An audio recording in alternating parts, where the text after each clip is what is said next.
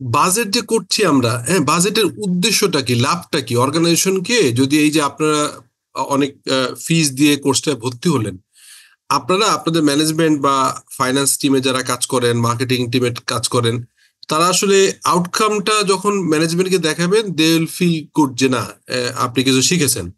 So আমি আগের সমস্ত ক্লাসগুলো আমরা জিজ্ঞেস করি, কাজ করেছি হচ্ছে মেইন প্রোডাক্ট নিয়ে, যে কিভাবে কাজটা করতে হবে। আজকে দেখবো এর আউটকামটা কি। আপনারা একটা স্ক্রিন দেখতে পাচ্ছেন, এখানে আপনার মান্থ আছে, হ্যাঁ? তো মান্থটা হচ্ছে আপনি আপনি এরকম একটা ডাইনামিক ড্যাশবোর্ড সেট করবেন, হয়তো মে 2021 সালে করা ছিল, জুন, তারপরে হচ্ছে এরকম করে আপনি এখানে মান্থ টু মান্থ রাখতে পারবেন। ফার্স্ট এটা হচ্ছে মান্থের অপশন, এটা চেঞ্জ অফ মান্থ। আচ্ছা, এবার আসেন হাউ টু মানে রিড, এটা কি, এটা মিনিং কি খেয়াল করেন। Change the month from drop down menu. যখন আপনি দেখবেন এখানে সবুজ আসছে, যেমন ধরেন ওপেক্স, লেটস সে ওপেক্স, হ্যাঁ, আমি একটু মাস্টার চেঞ্জ করি, just a minute, master change করে জুন দিই, অথবা হ্যাঁ রাইট। এখন খেয়াল করেন যেসব রেজাল্ট, যেমন এখানে পিঙ্ক আসছে, যে পিঙ্ক কালার, এই পিঙ্ক কালার মানে হচ্ছে এটা আপনি টার্গেট অ্যাচিভ করতে পারেন নাই। আমি কিভাবে করবেন এটা বুঝিয়ে দিচ্ছি, আগে খালি কালারটা দেখাই, এটা পিঙ্ক। আর যেটা গ্রিন, এটা হচ্ছে টার্গেট মিট করেছে। সো এরকম একটা ডাইনামিক এবং একটা যদি ড্যাশবোর্ড আপনারা করতে পারেন, তাহলে হয় কি, বাজেটটা করার পরে এর আউটকাম গুলো ড্যাশবোর্ড রিপোর্টিং এর মাধ্যমে এক পেজে অথবা একটা এক্সেলে নিয়ে আসতে পারবেন। হ্যাঁ, তো আমরা এখানে কি কি থ্রেশহোল্ড সেট করেছি। আমাদের মূলত আমি বলেছিলাম আপনাকে যে ব্যালেন্স শিট হচ্ছে আপনার, ব্যালেন্স শিট বা স্টেটমেন্ট অফ ফাইন্যান্সিয়াল পজিশন হচ্ছে বেসিক্যালি প্রফিট লসের চেঞ্জের মাধ্যমে ওনার্স ইকুইটি চেঞ্জ হয়, কিন্তু profit loss is basically the performance. Profit loss মানেই হচ্ছে একটা অর্গানাইজেশনে পারফর্ম কি, তো পারফর্মে আমরা কতগুলা কেপিআই, কি পারফরমেন্স ইন্ডিকেশন সেট করছি, যেমন সেলস, রেভিনিউ, রেভিনিউ মানেই সেলস, এটা কি গত মাসের থেকে বেড়েছে কিনা। এই যেমন ধরেন আপনারা খেয়াল করে থাকবেন, এখানে দেখেন কতগুলো জিনিস আছে। একটা হচ্ছে বাজেটটা ছিল কত, এটা হচ্ছে জুন মাস 2021, আপনারা এখানে এখন করলে এইটাকে আপনাদের দিয়ে দিব, আপনারা এটা চেঞ্জ করে নেবেন আপনাদের মতো। তো এখানে কি বললাম, রেভিনিউ বাজেট কত ছিল, এক। সেকেন্ড হচ্ছে দেখেন, এটা হচ্ছে তাহলে এটা এই মাসের অ্যাকচুয়াল, এটা ছিল বাজেট, তাহলে বাজেট ছিল 41,81,660 টাকা, হয়েছে হচ্ছে 32,21,020 টাকা। তাহলে ডেফিনেটলি 41 থেকে কমে 32 হয়েছে, এখানে তো গ্রিন হবে না, টার্গেট মিট করে নাই, অতএব এখানে রেড হয়ে গেছে বা পিঙ্ক হয়ে গেছে। আরেকটা জিনিস খেয়াল করেন যে প্রায়র মাসের সেলস ছিল, আগের মাসের সেলস ছিল কত, 29,28,000, তো আপনি এই কম্পারিজন করতে পারলেন। তার মানে যখন আপনি এরকম একটা ড্যাশবোর্ড রিপোর্টিং এর মাধ্যমে আপনি যখন ম্যানেজমেন্টকে বোর্ড মিটিং এ বা আপনি সিএফও কে দেখালেন, তখন একই সঙ্গে সঙ্গে কারেন্ট মান্থ মানে সাথে ওই মান্থের কি বাজেট ছিল এবং প্রিভিয়াস মান্থের কম্পারিজন করলেন সেলস। একইভাবে জিপি দেখেন, জিপি টার্গেট ছিল 50%, জিপি অ্যাকচুয়ালি হয়েছে 36%, 30%। গত মাসে জিপি ছিল 36%। আপনি আমাকে বলতে পারেন যে এত ফ্ল্যাকচুয়েট করে কেন? এত ফ্ল্যাকচুয়েট করে তার কারণ হচ্ছে, আপনাদের নিশ্চয়ই মনে আছে, আমি আবারও দেখিয়ে দিই। আমরা যখন বাজেট করছিলাম, আমাকে কি শোনা যাচ্ছে পুরোটা? যারা দেখছেন পুরোটা শুনতে পাচ্ছেন তো না? বোঝা যাচ্ছে না ভাই? জি স্যার, শোনা যাচ্ছে স্যার। ওকে ওকে ওকে, খেয়াল করেন একটা ইন্টারেস্টিং জিনিস দেখায় আপনাদের। Let's say sales budget. এখন লেটস সে আমি এখানে কয়েকটা প্রোডাক্ট নিয়ে বলছি, বাল্ব, এলইডি, সিএফএল, এরকম অনেক কিছু, বা বিভিন্ন ধরনের আপনার সার্কিট ব্রেকার। এখন কোনো একটা প্রোডাক্টের এখানে ওভারঅল আমি জিপি দেখলাম 41%, কিন্তু এই 41% কিন্তু একটা প্রোডাক্টের ইকুয়াল না। এখানে যখন আমি সেলস বাজেট দেখছি, এইটার জিপি হয়তো লেটসে 20%, আর এইটার জিপি হচ্ছে লেটসে আপনার হচ্ছে 60%, আর একটা জিপি হয়তো 65%। তো আলটিমেটলি এই এই যে ডিফারেন্ট এসকেইউ, এটা কি বলে বলেন তো? এসকেইউ, হ্যাঁ, এসকিউ মানে যত ধরনের আপনার ইয়ে থাকে, আপনাকে যেটাকে বলা হচ্ছে যত ধরনের আপনার ডিফারেন্ট ভ্যারাইটি অফ প্রোডাক্ট, হ্যাঁ, এই এসকিউ থাকে, বিভিন্ন এসকিউ, ধরেন 100 গ্রাম, 200 গ্রাম, বা বিভিন্ন ধরনের প্রোডাক্ট মিক্স থাকে, আপনার আপনার সেলস ভলিউমে, আপনার সেলস বাজেট, সেলসের যে সেলস মিক্স বলে, মানে আপনি কতগুলো আপনার প্রোডাক্ট আছে সেটার ওভারঅল জিপি কত। তো আমি এখানে যে 41% দেখিয়েছি এটা কিন্তু weighted average GP of this product. Okay, তাহলে এখন দেখেন আমি একটু আগে আপনাদেরকে যেটা দেখাচ্ছিলাম, যখনই আপনি বেশি প্রফিটালা প্রোডাক্টটা কম সেল করে, কম প্রফিটালা প্রোডাক্ট বেশি সেল করছেন, আপনার সেলস টিম তো জানবে না, তখন কিন্তু জিপি কমে যাবে। তার মানে একটা এখানে যখন গ্রস প্রফিটের টার্গেট ছিল, খেয়াল করেন এই গ্রস প্রফিটের টার্গেট যদি আপনি যেটা বলছেন খেয়াল করেন 50%, এটা 30% আসছে, ডেফিনেটলি এই সেলস মিক্সের ভিতরে 60%, 70% জিপি প্রোডাক্টের সংখ্যা বেশি ছিল। কিন্তু যখন সেলসের লোকজন কম মার্জিনালা প্রোডাক্ট গুলো বেশি সেল করে ফেলেছে, ফলে ওভারঅল গ্রস মার্জিন কমে গেছে। এই দুটো বোঝা গেল। এবং আপনার কি করলেন, কারেন্ট জিপি কত কারেন্ট মান্থের, আপনার বাজেটে কত ছিল আর গত মাসে কত ছিল, বোঝা গেছে ভাই? বুঝতে পারলেন? কোনো কোশ্চেন? জি স্যার। ওকে, আচ্ছা, এখানে হচ্ছে এইটা আপাতত আমি পরে বলবো, এটা হচ্ছে কাস্টমার অ্যাকুইজিশন এবং কাস্টমারের খরচ। এটা যেহেতু এটা একটা এমএনসি কোম্পানির উপর করা, এবং খেয়াল করবেন ডলার দেয়া আছে, আমরা ডলারটা বিডিটি করে ফেলবো। আপনাদের যখন এটা দিব, আপনাদের তো ম্যাটেরিয়াল সব দেওয়া হয়নি, কিছু কিছু দেওয়া হয়েছে, আজকে এটা দিয়ে দিব। এবার আসেন ওপেক্স। আচ্ছা, সেলসের রেভিনিউ, সেলস বা রেভিনিউর বাজেট ছিল 41 লাখ, হয়েছে 32 লাখ, তাহলে ডেফিনেটলি এটা হচ্ছে এই যে পিঙ্ক হবে, টার্গেট মিট করে নেই। আচ্ছা, খরচ করার কথা ছিল, ওপেক্স এর বাজেট ছিল 6,95,000, হয়েছে 7,44,000, ডেফিনেটলি খরচ বেড়েছে, এটাও পিঙ্কই হবে। আবার খেয়াল করেন গত মাসের আপনার ওপেক্স ছিল হচ্ছে 7,09,000, এবার 7,44,000, এটাও কিন্তু আমাদের টার্গেট মিট করে নাই। নেট প্রফিট, জিপি কম হলে নেট প্রফিটও কম হবে। নেট প্রফিট থাকার কথা ছিল হচ্ছে মানে বাজেট, যেমন ধরেন দেখেন এখানে ওই শিটে দেখেন আমরা কিন্তু এখানে যখন বাজেট করেছি তখন জিপি রেখেছি এই যে, যেমন ধরেন লেটসে এটা একটা ফিগারে করা, লেটসে 20,62,00,000, হ্যাঁ, সেটার জিপি পার্সেন্ট 41%, এরপরে নেট প্রফিট পার্সেন্ট হচ্ছে 8.43%। যদিও এই ধরনের এনপি বাংলাদেশের কনটেক্সটে খুবই রেয়ার, আপনার 5%, বাংলাদেশে এভারেজ যদি 5%-এর কাছাকাছি এনপি থাকে, তাহলে সেই প্রোডাক্টটাকে লুক্রেটিভ প্রোডাক্ট বলতে হবে। এখানে 8.43 মানে এখানে হাই মিক্স, মানে হাই জিপির প্রোডাক্টের সংখ্যা বেশি। তো এটাও আমাদের কিন্তু একটা কি পারফরমেন্স ইন্ডিকেটর, যেটা আমি কেপিআই সেট করতে পারি যে নেট প্রফিট কত। নেট প্রফিটের তাহলে আমরা দেখলাম নেট প্রফিট করার কথা ছিল আপনার 95,000, হয়েছে হচ্ছে 87,000। গত পিরিয়ড এটা ছিল 2,02,000, টু হাই। মানে আপনি বলতে পারেন যে এগুলো আপনি কোত্থেকে পেলেন। এইটা হচ্ছে এইখানে দেখেন, প্রথমে ইনস্ট্রাকশন করবেন কিভাবে। প্রথম হচ্ছে আপনাকে এইখানে পুরো ইনস্ট্রাকশন দেওয়া আছে, মানে আপনি আপনার অফিসের ডেটা নিয়ে এই কাজটা করতে পারবেন। আপনাকে যেটা করতে হবে, যে data in the file shows in the direction, কি হচ্ছে ডেটা ট্যাব, আপনি খেয়াল করবেন এখানে আপনি এই যে দেখেন আপনার ব্যালেন্স শিট ইনকাম স্টেটমেন্ট থেকে ওয়ার্কিং ক্যাপিটালের এফিসিয়েন্সির জন্য কি লাগবে, অ্যাকাউন্টস রিসিভেবল, রেভিনিউ বা সেলস, মানে আপনার কত দিনের বাকি থাকে, 31 দিন, 28 দিন, মানে আপনার কত দিনের, মানে এটাকে বলে ডে সেল আউটস্ট্যান্ডিং, ঠিক আছে? একটা মাসের ডে কত, এই যে জানুয়ারি মাসে 31 দিন, ফেব্রুয়ারি মাসে 28 দিন, মার্চ মাসে 31 দিন, এপ্রিল মাসে 30 দিন, আর ওই মাসের যে পরিমাণ বাকি সেল করছেন কত দিনের সেল আউটস্ট্যান্ডিং, এটার নাম হচ্ছে ডে সেল আউটস্ট্যান্ডিং। আমি আপনাদের রেশিও অ্যানালাইসিস দেখাবো নেক্সট ক্লাসে, তখন বুঝতে পারবেন। এখানে খেয়াল করেন আপনি যে সেল করেন এভারেজে মার্কেটে, আপনি জানুয়ারি মাসে যে বাকি সেল করছেন 43 দিনের সেলস এর টাকা বাকি ফেলে দিয়েছেন। গত মাসে ছিল এটা 37 দিন, তার আগের মাসে ছিল 40, 37 এরকম। Accounts payable is liability, COGS এর সাথে কম্পারিজন, এখানে অ্যাকাউন্টস এর সাথে কম্পারিজন রেভিনিউর, আর হচ্ছে সিওজিএস এর সাথে সম্পৃক্ত অ্যাকাউন্টস পেয়েবল। কতদিন? এটা 31 দিন, এটা 28 দিন, তাহলে মার্কেটে আপনি বাকি রাখতে পারছেন 53 দিন। আচ্ছা বলেন তো, আপনি বাকিতে সেল করছেন, আপনি যে সেল করেন 43 দিনের সেলস এর টাকা মার্কেটে বাকি আছে, আর 53 দিনের পারচেজের টাকা বাকি আছে, এটা থেকে ক্যাশ ফ্লোতে পজিটিভ ইম্প্যাক্ট পড়বে নাকি নেগেটিভ?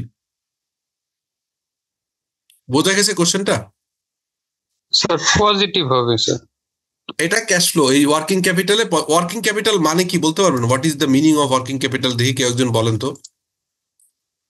ব্যবসাকে পরিচালনা করার জন্য স্যার মানে র মেটেরিয়াল মানে প্রোডাকশন চালু রাখার জন্য কোম্পানিকে চালু করে যেটা প্রয়োজন সেটাই হলো ওয়ার্কিং ক্যাপিটাল। ওয়ার্কিং ক্যাপিটাল মানে হচ্ছে কারেন্ট অ্যাসেট, হ্যাঁ, current asset minus current liability, ঠিক আছে? এর মানে কি আমি বুঝাই দিই। আপনি এটা কি খেয়াল করেন, account receivable is your current asset, inventory is your current asset. তাহলে এই কারেন্ট অ্যাসেট গুলো আপনাকে ক্যাশ কিছু হাতে রাখতে হয়। তার মানে ব্যবসায় টাকা আপনাকে রাখতে হয়, কারেন্ট অ্যাসেট মানে আপনাকে ইনভেন্টরিতেও কিছু টাকা ইনভেস্ট করে রাখতে হয়, অ্যাকাউন্ট রিসিভেবলও কিছু টাকা ইনভেস্টমেন্ট করে রাখতে হয়, আবার কিছু টাকা পেটি ক্যাশ বা বিভিন্ন জায়গায় রাখতে হয়। সো অল আর current asset minus current liability মানে আপনি মার্কেটে কত টাকা বাকি রাখতে পারেন। সো কারেন্ট অ্যাসেটের থেকে যদি কারেন্ট লাইবিলিটি যদি বেশি হয় তাহলে বুঝতে হবে যে আপনি উল্টা, যেমন আমি বলি আপনারা একটা বিতর্কিত কোম্পানি ছিল, নাম হচ্ছে আপনার ইভ্যালি, বন্ধ হয়ে গেল।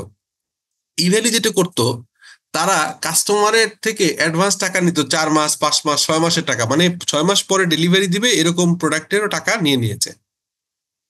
আবার যাদের কাছে প্রোডাক্ট কিনেছে তাদেরকে বলছে আমি 3 মাস 4 মাস পরে টাকা দিব। তাহলে কাস্টমারের থেকে অ্যাডভান্স টাকা নিয়ে আসছে, আর যাদের কাছ থেকে কিনেছে পেয়াবল তাদের টাকা অনেকদিন পরে দিচ্ছে। ফলে তারা প্রফিট কম করলেও তাদের ক্যাশ ফ্লোতে অনেক টাকা বেশি থাকবে, কারণ তারা হচ্ছে অলওয়েজ হচ্ছে ক্যাশ রিচ থাকবে, এগুলো এফডিআর করে প্রফিট করার চিন্তা করছে। তাদের বিজনেস মডেলটা ছিল যে আমি অ্যাডভান্স টাকা নিয়ে আসবো কাস্টমারের থেকে, আর আমার সাপ্লায়ার যারা আছে যাদের কাছ থেকে আমি মোটরসাইকেল কিনে, গাড়ি কিনে, বিভিন্ন রকম ইলেকট্রনিক ডিভাইস কিনে বিক্রি করবো, সেই সব সাপ্লায়ারকে বলবো ভাই প্রফিট আপনি বেশি নেন, কোনো সমস্যা নেই, মার্কেটে আপনি অন্যদের যে দামে দেন আমাকে একটু বেশি দামেই দেন, প্রফিট বেশি করেন, কিন্তু আপনি টাকা দিব 6 মাস পরে। আবার কাস্টমারদের কাছে অফার করছিল যে অন্যরা, যেমন একটা সোনাটা নামে একটা গাড়ি ছিল, সেটা মার্কেটে পাওয়া যেত 80 লাখ টাকা, তারা সেই গাড়িটা এমনি বড় গাড়ি তারা বিক্রি করছিল 50 লাখ টাকা। হয়তো একটা মোটর বাইক মার্কেটে দাম আছে 1.5 লাখ টাকা, তারা এটা বিক্রি করছে 1,20,000 বা 1,80,000। তো এই যে তাদের অল্প দামে বিক্রি করলো, তাদের লসটা হচ্ছে অ্যাপারেন্টলি, কিন্তু লসটা রিকভার করতেছে হচ্ছে এই ক্যাশ ফ্লো গুলো এফডিআর করে, বা তাদের বিজনেস মডেলটা এমন ছিল যে এভাবে করবে। সো এবার বুঝতে পারলেন যে ওয়ার্কিং ক্যাপিটাল ইফিসিয়েন্সি মানে নর্মাল বিজনেসে কি হয়, আর এরকম যারা হচ্ছে এ ধরনের ফ্রড বিজনেস করতে চায়, ফ্রড বিজনেস স্টাইল, তাদের তো আবার ডিফারেন্ট হবে, ঠিক আছে? তো যেটা বলার চেষ্টা করছিলাম যে এই যে আপনার ড্যাশবোর্ড, এই ড্যাশবোর্ডের পিছনে একটা এরকম একটা আপনার ওয়ার্কিং ক্যাপিটাল, লিকুইডিটি কেপিআই আমি নেক্সট দিন দেখাবো, সলভেন্সি কেপিআই, হ্যাঁ, সেলস কেপিআই, হ্যাঁ, তারপরে কস্ট কেপিআই, টার্গেট কেপিআই, এইগুলোর মানে হচ্ছে আপনার কিভাবে আপনার বিজনেসের কোন কোন কি পারফরমেন্স ইন্ডিকেটর সেট করবেন, এই ট্র্যাকিংটা লাগবে।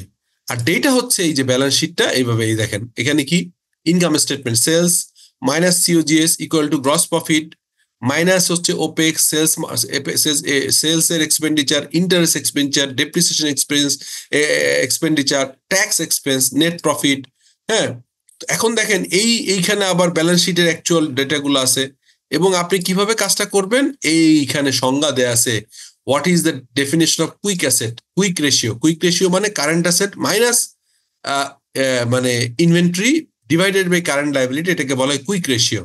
সো রেশিও গুলো আমি নেক্সট দিন দেখাবো। এখানে রেশিও গুলো quick ratio, current ratio, days sale outstanding, হ্যাঁ, তারপর হচ্ছে এগুলো মানে কি। তো আমি এই জিনিসটা আপনি যদি কিভাবে করবেন, এখানে ইনস্ট্রাকশন দেওয়া আছে। ড্যাশবোর্ডের পিকচারটা কিরকম হবে, এখানে আপনার অর্গানাইজেশনে হয়তো রেভিনিউ মার্জিন থাকবে, এই কাস্টমারদের যে অ্যাকুইজিশন কস্ট এটা হয়তো লাগবে না, এটা সরাই দিতে পারেন। ওপেক্স লাগবে, নেট প্রফিট লাগবে, কাস্টমার অ্যাকুইজিশন খরচ লাগতে পারে, নাও লাগতে পারে।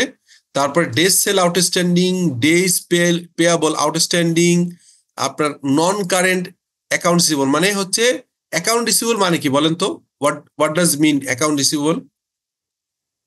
বাকিতে বিক্রি করে যাদের কাছে বিক্রি করা হয়। রাইট। তাহলে এখন নন কারেন্ট মানে কি, আপনার ধরে নিলেন যে আমি সর্বোচ্চ আমার ক্রেডিট লিমিট যে আমি 1.5 মাসের বেশি কাউকে বাকি দিব না, যখনই 1.5 মাসের উপরে হয়ে যাবে তখনই এখানে থ্রেশহোল্ড করবে। এই দেখেন আপনি এই ট্র্যাকিং পয়েন্টে খেয়াল করবেন, এখানে দেখেন, হ্যাঁ, ট্র্যাকিং পয়েন্টে দেখেন আপনার এই যে days sale outstanding, days sale outstanding. হ্যাঁ, তো ডেজ সেল আউটস্ট্যান্ডিং মানে কয়দিনের বাকি থাকে, ঠিক আছে।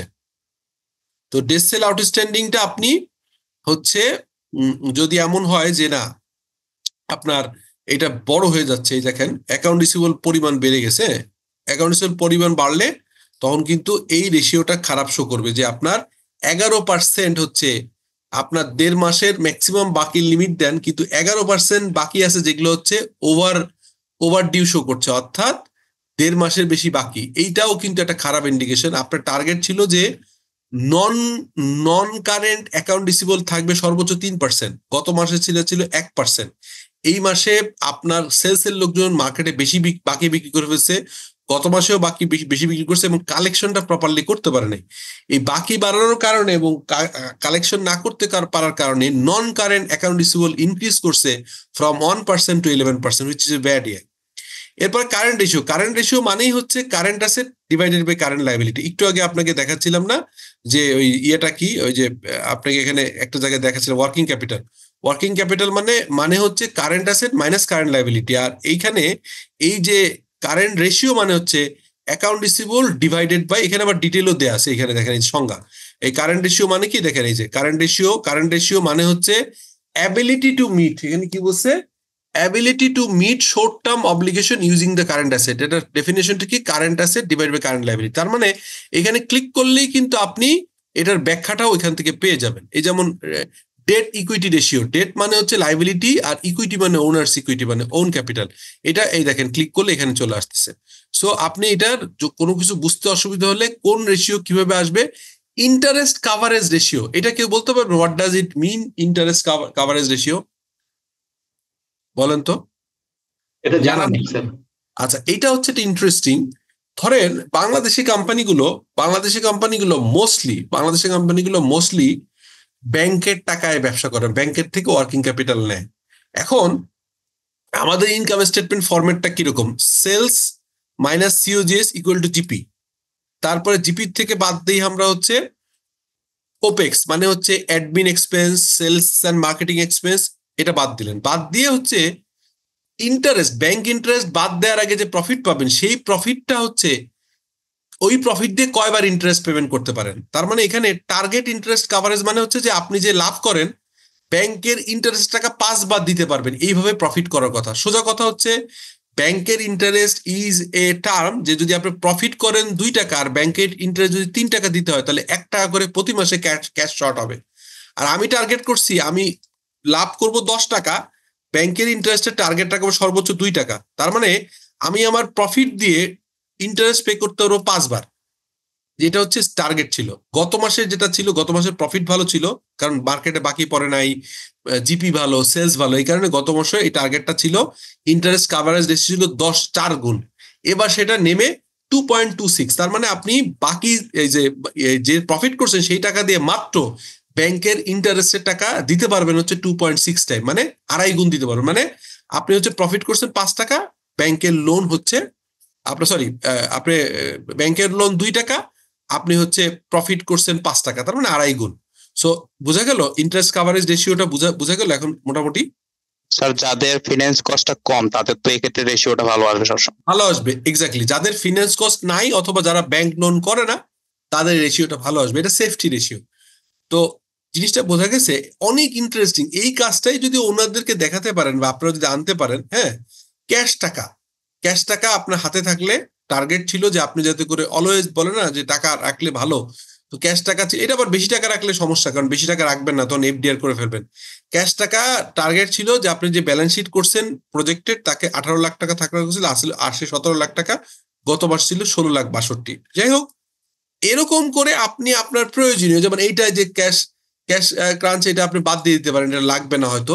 Lost revenue divided by total revenue, এটার সংজ্ঞাটা হচ্ছে আপনি সেলস করছেন 100 টাকা, কিন্তু এর ভিতরে 1 টাকা 10 পয়সা সেলস করতে পারেননি, প্রোডাক্ট শর্ট পড়ে গেছে বা কোনো কিছু। এটা ডেফিনেশনটা কিভাবে পাবেন, এই ক্লিক করলে ওইখানে আপনি পেয়ে যাবেন, ঠিক আছে, আপনার ওইখানে চলে যাবেন। তো এনিওয়ে, আপনারা যেটা বলছিলাম, আপনারা যেটা করতে হবে সেটা হচ্ছে যে এই জিনিসটা একটু আমি এখনই আপনাদের গ্রুপে দিয়ে দিব। আজকে যেহেতু সংখ্যার পার্টিসিপেন্ট কম, আমি খুব বেশি করবো না, মানে যেহেতু শনিবার নিতে পারবো না, ভাবলাম আজকে একটা ইনপুট দিয়ে রাখি। আজকে এইটা আমি আপনাদেরকে এখন দিব, আপনারা এটা একটু দেখে এই আজকে তো আগামীকালকে শুক্রবার, পরশুদিন হবে না, তারপরে শনিবার যেটা আপনার শনিবার নেওয়ার কথা, শনিবার এটা করব, সেই দিন এইটা প্লাস রেশিও অ্যানালাইসিসটা চমৎকার করে বুঝিয়ে দিব। এইটা হলে আমরা পরে আবার ফাইনালি সব থিওরিটিক্যাল অ্যাসপেক্ট কভার করে ওই যে এক্সেল বেস যে বাজেটটা করছিলাম, আমি আপনাদেরকে হয়তো রিকোয়েস্ট করবো যে ভাই আপনারা ট্রাই করেন একটা ডেমো বাজেট আপনার অর্গানাইজেশনে বানানোর জন্য, অথবা আপনি একটা নিজে বিজনেস বানান, ছোট্ট একটা বিজনেস বানান যে আমি এই প্রোডাক্টটা সেল করতে চাই, তার একটা বাজেট আপনি বানায় ফেলেন। সো এটাও কিন্তু সম্ভব, কারণ এটা কিন্তু যদি আপনি নিজে না বানান, যতক্ষণ বলতে আমি এরকম থিওরিটিক্যালি বুঝাই দিব, সবকিছু ব্যাখ্যা করে দিব, এটা আপনি বুঝবেন, ভুলে যাবেন। যখন আপনি প্র্যাকটিক্যালি কাজটা করতে যাবেন তখন বুঝবেন। আইদার আপনার অর্গানাইজেশনে বাজেটারি কন্ট্রোল মেকানিজম সেট করার জন্য ওই যে শুরুর দিকে, আমরা মনে আছে কিনা, আমার একদম শুরুতে আমি কিন্তু আপনাদেরকে দেখিয়েছিলাম যে কিভাবে বাজেট করতে হয়, বাজেটের একটা টাইম লাইন ছিল। হ্যাঁ, আপনাদের নিশ্চয়ই মনে আছে প্রথম ক্লাসটা, মানে শুভ ভাই তো নিল, শুভ মোহাম্মদ আলামিন, তারপর আমি নেওয়া শুরু করার পরে আপনাদেরকে সুন্দর করে দেখিয়ে দিয়েছিলাম যে বাজেটের এটা আপনার কিভাবে হয়, প্রসেসটা কি, সুন্দর করে একটা আপনাদেরকে ডিটেইল বুঝিয়েছিলাম, ঠিক আছে আপনার সেটা। এখন এই জিনিসটাই হচ্ছে আপনার মানে আপনার মানে প্র্যাকটিক্যাল আসপেক্টে আমরা এই ডিসকাশন করছিলাম। এই যে দেখাইছিলাম যে কিভাবে আপনার একটা গোল সেট করতে হয়, এটা যেমন দেখাইছিলাম, আপনারা একটু রিভিউ করে নিন। আর একটা জিনিস দেখাইছিলাম যে ওভারঅল বাজেট করতে গেলে আসলে এরকম একটা শুধু বাজেট না, আপনার অর্গানাইজেশনের একটা পিকচার আপনার সামনে থাকতে হয়। যেমন এইটা হচ্ছে overall strategic business management process. এখানে গোল সেটিং থেকে শুরু হয়, তারপরে একটা ব্যবসার ইন্টারনাল এবং এক্সটার্নাল এনভায়রনমেন্ট চেক করতে হয়, তারপরে মিশন সেট করে এটা হচ্ছে এই টোটাল জিনিসটা হচ্ছে স্ট্র্যাটেজি ইনপুট। স্ট্র্যাটেজি ফর্মুলেশন লেভেলে, বিজনেস লেভেলে স্ট্র্যাটেজি, কর্পোরেট লেভেল স্ট্র্যাটেজি, এগুলো সেট করতে হয়। আর স্ট্র্যাটেজি ইমপ্লিমেন্টেশনে এসে বাজেট অ্যান্ড প্ল্যানিং একটা পার্ট। তো আমরা এই ওভারঅল একটা বড় জিনিসের এই পার্ট নিয়ে ডিটেইলে কাজ করেছি। বাট ওভারঅল যদি বলতে চান, একটা অর্গানাইজেশন যেভাবে চলতে হয়, স্ট্যান্ডার্ড এমএনসি গুলো এভাবেই করে। তারা এরকম ভাবে অ্যানুয়াল বিজনেস প্ল্যান করে, তারা একবারে 5 বছরের বিজনেস প্ল্যান করে, তাদের মিশন ভিশন স্ট্র্যাটেজি সোয়াট অ্যানালাইসিস করে। সোয়াট অ্যানালাইসিস মানে জানেন? SWOT, সোয়াট অ্যানালাইসিস মানে কি? স্ট্রেংথ, উইকনেস, অপরচুনিটি, থ্রেট, এগুলো। রাইট, এইটা করে তারা এরকম একটা প্রসেস। তাহলে বাজেট মানে আলাদা কিন্তু কিছু না, budget is a part of A overall strategic management process. So আমি এই জিনিসগুলোকে আপনাদের বিভিন্ন ক্লাসে কানেক্ট করার চেষ্টা করেছি। হ্যাঁ, আপনারা যদি আরেকবার আমার আগের ভিডিওগুলো দেখেন, প্লাস আমি গত ক্লাসে বলেছিলাম যে লাস্ট সেশন যে আমি নিয়েছিলাম, ওইখানে এমন এমন কিছু জিনিস প্র্যাকটিক্যালি আসছে অন্যের ডিসকাশন থেকে, যেটা এই সেশনে আপনারা করেননি, আমি বলতে ভুলে গেছি। এটা তো আসলে এমন না যে আমি মুখস্থ করে বলি, আমি ক্লাসে আসি, আমার উইজডম, আমার লার্নিং শেয়ার করি, পিপিটি বা কোনো একটা পার্টিকুলার টপিক্সের সাথে সাথে একই সাথে সাথে আবার আমি কি করি, আপনাদের কোশ্চেন অ্যান্সার দিই। তো ওই সেশনের আপনারা একটু দেখেন, আগের সেশনটা রেকর্ডেড ভিডিও আছে এক। আর এবছরে যে লম্বা সময় চললো, আজকে মানে 7ম ক্লাস, তো এর আগে ক্লাসে ঈদের ছুটি গেছে, রোজার সময় বন্ধ ছিল, এই কারণে আপনাদেরকে একটা এক্সট্রা সুবিধা দিয়েছি আমি। এই ক্লাসে যারা শুধুমাত্র আছেন, তারা ওই এডিউ টিভির যে গত ফার্স্ট সেশনে যে রেকর্ডেড ভিডিওগুলো আছে, ওগুলো অ্যাক্সেস আপনাদের দিতে বলেছি, এবং এই কোর্স চলার পরেও হয়তো 1-2 মাস আমি অ্যাক্সেসটা ওপেন রাখতে বলবো আপনাদের, যাতে করে আপনারা ঢুকে ওই ক্লাসটা দেখতে পারেন। প্লাস আমার এইখানে তো ভিডিওগুলো আপনাদের কাছে আছে, দেখেন। এই এই এই সেশন এইটা আমি আপনাদেরকে এখনই দিয়ে দিচ্ছি। এই যে ফাইন্যান্সিয়াল টুল অ্যানালাইসিস, যেটা এটা অত্যন্ত চমৎকার একটা জিনিস। এটা আপনারা যদি একটু দেখেন, প্লাস আগের দিন যে বাজেট ফরম্যাট দিয়েছিলাম আপনাদেরকে, আপনারা বলেছেন পেয়েছেন, এই বাজেট ফরম্যাট অনুযায়ী আপনারা একটু চিন্তা ভাবনা করেন, then you can ask question. Otherwise খালি আমি একপাক্ষিক বলে গেলে হবে না। সো আজকে আমরা মনে হয় যে মোটামুটি আধা ঘন্টায় ক্লাসটা কন্টিনিউ করি।